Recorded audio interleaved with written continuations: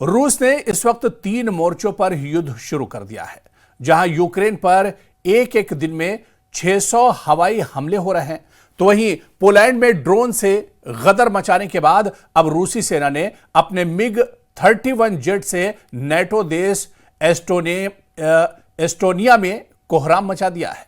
रूस के इस खौफनाक एक्शन से राष्ट्रपति ट्रंप तक बौखला गए हैं। आखिर पुतिन एक साथ 3 मोर्चों पर युद्ध क्यों करना चाहते हैं? क्या रूस अब परमाणु जंग शुरू करने जा रहा है? देखिए रिपोर्ट।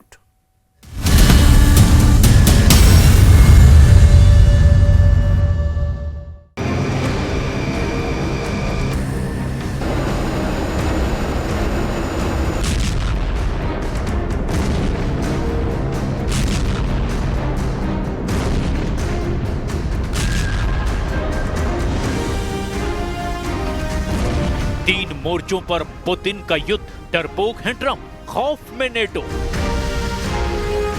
3.5 साल से ज्यादा की जंग में अब रूस यूक्रेन जंग में 3 देश सीधे शामिल हो चुके हैं। हैरानी की बात तो यह है कि रूस ने अब अमेरिका के जंगी और बातचीत के पैंतरे पर जमकर पलटवार करना शुरू कर दिया है। हम आपको दिखाने जा रहे हैं कि कैसे 15 अगस्त 2025 को पुतिन और ट्रंप की अलास्का में मीटिंग के बाद युद्ध बेहद तेज हो गया है। कुछ दावों के मुताबिक ट्रंप को लग रहा है कि अलास्का मीटिंग के बाद पुतिन के तेवर ढीले पड़ जाएंगे, लेकिन हुआ इसके बिल्कुल उलट। रूस ने 18 अगस्त को वॉशिंगटन में हुई यूरोपीय नेताओं ज़ेलेंस्की और ट्रंप की मीटिंग के बाद अचानक 15 गुना हमले यूक्रेन पर शुरू कर दिए हैं। आज की ताजा खबर यह है कि जहां यूक्रेन के 5 नए इलाकों में रूसी सेना कोहराम मचा रही है, तो वहीं दूसरी तरफ पोलैंड में रूस के 21 आत्मघाती ड्रोन की एंट्री ने पोलैंड के साथ साथ 3 बाल्टिक देश एस्टोनिया, लातविया और लिथुआनिया को भी खौफ में डाल दिया है। पिछले 24 घंटे में रूस ने कई रूसी लड़ाकू जेटों को नेटो देश एस्टोनिया में घुसपैठ करा करके राष्ट्रपति ट्रंप, नेटो चीफ मार्क रूटे और ज़ेलेंस्की को हैरान कर दिया है। इस वक्त एक साथ 3 मोर्चों पर जंग एक तरह से शुरू हो चुकी है और पुतिन जंग से ही यूक्रेन और नेटो के साथ फैसला करने जा रहे हैं। ये कहना जरा भी अब गलत नहीं होगा। रूस ने फूंक डाले यूक्रेन के 9 शहर। रूस के खूंखार तेवरों को देखकर न सिर्फ पोलैंड की हालत खराब है, बल्कि अब तो एस्टोनिया भी रूसी जेट की कार्रवाई से घबरा गया है। ये पूरी खबर हम आपको डिटेल में दिखाएंगे, लेकिन जरा ये देख लीजिए कि 20 सितंबर का दिन यूक्रेन के 9 शहरों पर कितना भारी पड़ चुका है, जहां रूस ने यूक्रेन के अलग अलग इलाकों पर बेतहाशा हवाई हमले किए हैं। ये हमले ऐसे वक्त पर हो रहे हैं जब यूक्रेनी सेना रूस की तेल रिफाइनरी को अपने ड्रोन हमलों से तबाह करने में जुटी है। 20 सितंबर को रूसी सेना ने तड़के यूक्रेन के अलग अलग इलाकों पर मिसाइल और ड्रोन से हमला किया। यूक्रेनी अधिकारियों के मुताबिक इस हमले में कम से कम 3 लोगों की मौत हो गई और दर्जनों घायल भी हुए। रूस के इस ताजा हमले पर यूक्रेनी राष्ट्रपति व्लादिमीर ज़ेलेंस्की का दावा है कि रूस के हमले यूक्रेन के 9 अलग अलग जगहों पर किए गए, जिनमें निप्रोपेट्रोव्स्क, माइकोलाइव, चेरनीव, जापोरेजिया, पोल्टावा, कीव, ओडेशा, सुमे और खार्किव भी शामिल है। यूक्रेनी राष्ट्रपति ज़ेलेंस्की के मुताबिक ये हमला नागरिक इलाकों में किए गए। दनिप्रो शहर में भी एक बहुमंजिला इमारत पर क्लस्टर बम से हमला किया है, जिससे बहुत ज्यादा नुकसान हुआ है। इसके अलावा कीव के इलाके में बुचा, बोरिस्पिल और ओबुखीव में भी हमले भयंकर हुए हैं, जिसमें कई घरों और गाड़ियों को जबरदस्त नुकसान पहुंचा है। यूक्रेन का दावा है कि पश्चिमी लवीव क्षेत्र में 2 रूसी क्रूज मिसाइलों को मार गिराया गया। यूक्रेन का यहां तक दावा है कि उसने रूस के 552 ड्रोन, 31 मिसाइलों को भी हवा में ही तबाह कर डाला। यूक्रेनी एयरफोर्स के मुताबिक रूस ने कुल 619 मिसाइलें और ड्रोन लॉन्च किए, जिनमें 579 ड्रोन, 8 बैलिस्टिक और 32 क्रूज मिसाइलें भी शामिल थी। यूक्रेन ने इनमें से 552 ड्रोन, 2 बैलिस्टिक और 29 क्रूज मिसाइलों को नष्ट कर दिया। इसके साथ ही यूक्रेनी वायुसेना ने बताया जबकि इस दौरान पश्चिमी देशों से मिले F-16 लड़ाकू विमानों ने रूसी क्रूज मिसाइलों को रोकने में अहम भूमिका निभाई और ये साबित किया कि पश्चिमी हथियार युद्ध में जबरदस्त असरदार साबित हुए हैं। В Северске, на Александро-Калиновском направлении бои идут в непосредственной близости от Константиновки. Наши подразделения вошли в Плещеевку, рядом с Константиновкой. Продолжается уничтожение противника, заблокированного южнее Клебанбыкского водохранилища. सितंबर में रूस का 3 फ्रंट वॉर। रूस यूक्रेन जंग में अभी तक तो रूस ही बाजी मारता नजर आ रहा है। पोलैंड रूस का दूसरा ऐसा टारगेट है जिसे लेकर नेटो हाई अलर्ट पर है। नेटो देश फ्रांस, ब्रिटेन और जर्मनी हर हाल में रूस को तबाह करना चाहते हैं, लेकिन दिक्कत यह है कि रूस की कमजोर नब्ज नेटो को मिल नहीं पा रही है और रूस की सैन्य ताकत पर 3.5 साल से ज्यादा की जंग में कोई असर नहीं पड़ा है। सबसे ज्यादा चैलेंज नेटो देश एस्टोनिया को रूस ने दिया है और उसके इलाके में रूस के MiG-21 विमानों ने घुसपैठ करके नेटो की नींद उड़ा दी है। जरा रूस के 3 फ्रंट वॉर को इस एनिमेशन से भी समझिए।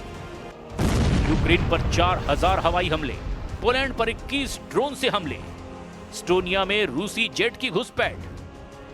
रूसी सेना इस वक्त यूक्रेन के साथ साथ नेटो देश पोलैंड और एस्टोनिया को भी टारगेट पर ले चुकी है।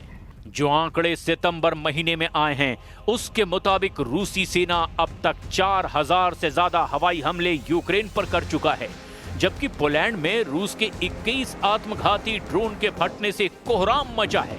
खुद ट्रंप कह चुके हैं कि पोलैंड में रूस के ड्रोनों का घुसना बेहद खतरनाक कदम है। इसके साथ ही रूस का सबसे नया टारगेट नेटो देश एस्टोनिया बन गया है, जिसके एयर स्पेस में रूस के MiG-31 जेट विमानों ने घुस करके अमेरिका तक खलबली मचा दी है। यानी रूस इस वक्त एक साथ 3 मोर्चों पर जंग करने को मचल रहा है और राष्ट्रपति ट्रंप अब पुतिन पर बुरी तरह से भड़क रहे हैं।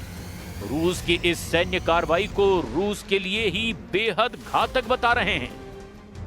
Russian jets entered Estonia's airspace today for 12 minutes. Do you see that as a threat to NATO? Well, I'm going to have to look at it. They're going to be briefing me in a short while, so I'll let you know about it tonight or tomorrow.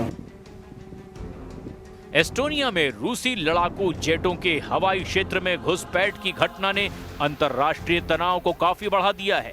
रूस के 3 MiG-21 लड़ाकू jet Estonia के हवाई क्षेत्र में 12 minute तक भयंकर गदर मचाते रहे।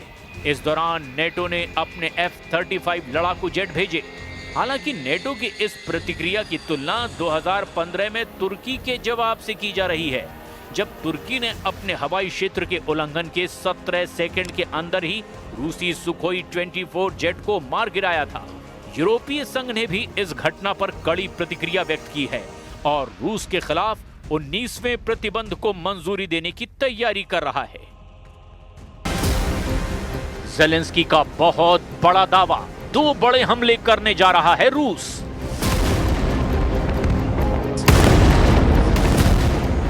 शुरुआत हम करने जा रहे हैं यूक्रेन से, जहां पर रूसी हमलों से भयंकर तांडव मचा हुआ है। दावा किया जा रहा है कि अभी रूस जो हमले कर रहा है वो तो सिर्फ ट्रेलर हैं, पिक्चर आना अभी बाकी है। पिछले 72 घंटे में रूस ने यूक्रेन के पूर्वी हिस्से में जो हमले किए उसने यूक्रेनी सेना के चीथड़े उड़ाकर रख दिए हैं।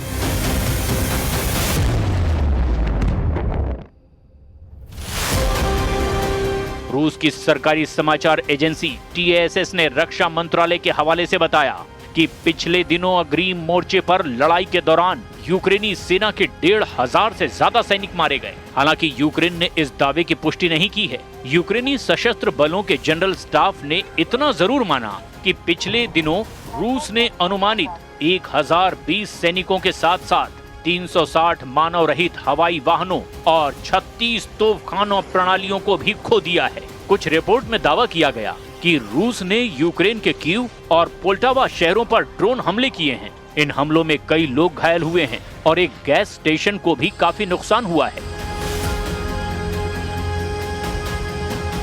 इधर यूक्रेनी राष्ट्रपति व्लादिमीर ज़ेलेंस्की ने कहा कि रूस ने सितंबर में अब तक यूक्रेन के खिलाफ 3,500 से ज्यादा ड्रोन और लगभग 190 मिसाइलें दागी है। जेलेंस्की ने रूस के इन हमलों को हवाई आतंकवादी अभियान बताया, जबकि दूसरी तरफ रूस ने दावा किया कि उसने पिछले 24 घंटे में 357 यूक्रेनी ड्रोनों को ब्लैक सी के ऊपर मार गिराया है। इस बीच रूसी सेना प्रमुख ने युद्धग्रस्त क्षेत्र में जवानों से मुलाकात की और डोनेट्स्क पर कब्जे के लिए सैनिकों को सम्मानित किया। इधर यूक्रेनी राष्ट्रपति व्लादिमीर जेलेंस्की ने सोशल मीडिया प्लेटफॉर्म एक्स पर लिखा कि हालांकि रूस ने इस साल सुमोय, नोवोपावलिवका, प्रोक्रोवस्क और जापोरेजिया में आक्रामक तैयारी की थी, लेकिन रूस ने इतने ज्यादा सैनिक खो दिए हैं कि अभी तक उसके पास बड़े पैमाने पर आक्रामक कार्रवाई करने की ताकत तक नहीं बची। Войска в зоне специальной военной операции наступают практически на всех направлениях. При этом наиболее упорные бои развернулись на красноармейском направлении, где противник любыми способами, не считаясь потерями, стремится остановить наше наступление и перехватить инициативу. Для этого командование ВСУ в район Красноармейска перебросил наиболее боеспособные и подготовленные подразделения в ущерб другим направлениям, на которых наше наступление развивается.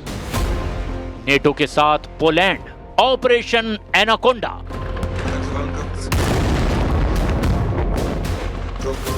इधर कुछ खबरों में दावा किया गया कि पोलैंड ने यूक्रेन पर हो रहे रूस के भयानक हमलों को देखते हुए एक बड़ा सैन्य मिशन शुरू किया है, जिसे एनाकोंडा डिफेंडर 25 नाम दिया गया है। जानकारी के मुताबिक एनाकोंडा डिफेंडर 25 नाम के इस अभ्यास को इस साल की शुरुआत में रूस और बेलारूस के संयुक्त सैन्य अभ्यासों की सीधी प्रतिक्रिया के रूप में देखा जा रहा है।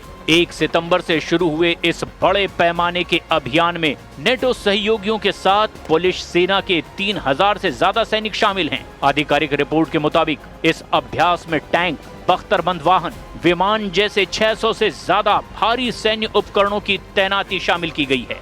विश्लेषकों का मानना है कि यह अभ्यास एक शक्ति प्रदर्शन है और यह सब रूस को दिखाया जा रहा है। रूसी सरकारी मीडिया ने पहले ही इस कदम की आलोचना करते हुए इसे उकसावे वाला कदम बताया है। लगातार बढ़ते तनाव के साथ पोलैंड का एनाकोंडा डिफेंडर 25 पूर्वी यूरोप में सैन्य संतुलन को आकार देने में एक महत्वपूर्ण घटना बनती जा रही है।